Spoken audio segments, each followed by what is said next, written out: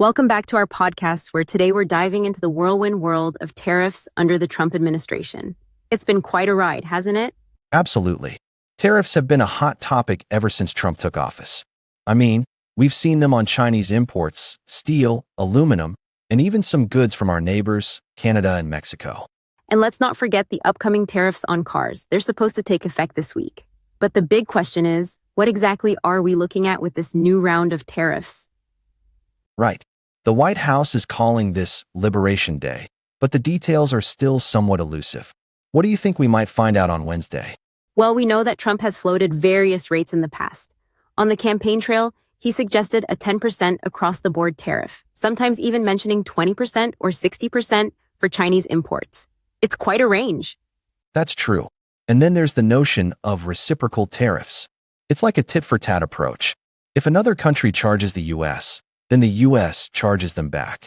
Exactly, but the situation is complicated by other factors, like policies perceived as unfair to American businesses. Think VATs, for instance. And let's not overlook the confusion among businesses and political leaders. They're scrambling to understand how these new tariffs will mesh with existing ones, like those on steel and aluminum. European officials, for instance, are bracing for potentially double-digit tariffs on their exports to the U.S. Trump has mentioned a 25% import tax on European goods before. It's a potential game changer for global trade. But why do you think Trump is so consistent with his tariff strategy? I believe it ties back to his campaign promises. He aimed to protect American industries and jobs, but the execution has certainly been complex and fraught with challenges. Do you think these tariffs will ultimately benefit the U.S. economy, or could they backfire? That's a tough one. In the short term, it might protect certain industries, but in the long run, it could disrupt global trade relationships and lead to higher costs for consumers. And what about the political implications? Could this strategy affect international alliances or the U.S.'s standing on the global stage? Definitely. Tariffs can strain diplomatic relations. Countries affected by these tariffs might retaliate, leading to a trade war.